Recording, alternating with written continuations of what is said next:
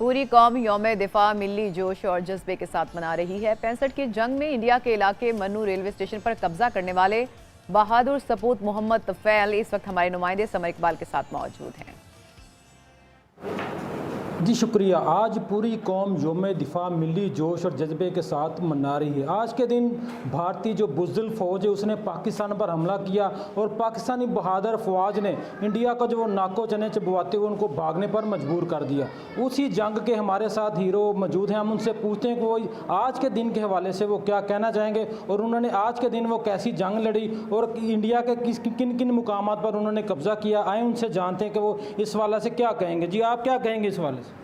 जी मैं 65 की जब इंडिया ने पाकिस्तान पर हमला किया तो हम सरहद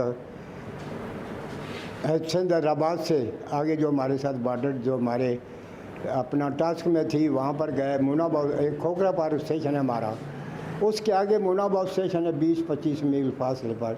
उसके साइड पर इनकी कंपनियाँ, हमने वहाँ पर दुश्मन को कम से कम 20-20, 25-25 मील उनको भगा दिया और उनको कैप्चर किया, उनको कैदी किया। और फिर आखिर पर हम मुनाबाव स्टेशन पर पहले टाइम पर हमारा प्रोग्राम बन गया, आर्मी का उन्होंने हमला किया। तो उस वक्त ये जो असला था वो ख़त्म हो गया। फिर वो बिल्ट फाइटिंग शुरू की और बिल्ट फाइटिंग में भी इंडिया को इंशाल्लाह हमने बहुत ज़्यादा ही उनको मारा। वो कोई भाग गए तो फिर हमने कुछ शाम के टाइम पर मुनाबाव स्टेशन जो है उस पर कब्ज़ा किया है और पाकिस्तान का झंडा लहराया। जी बिल्कुल जी, जैसा कि आपने हवालदार तुफैल की बात सुनी, उनका कहना था कि आज के दिन उन्होंने इंडिया का जो 25 किलोमीटर का इलाका है उस पर कब्ज़ा किया और पाकिस्तान का जो सब्ज़ हिलाली परचम लहरा दिया। जी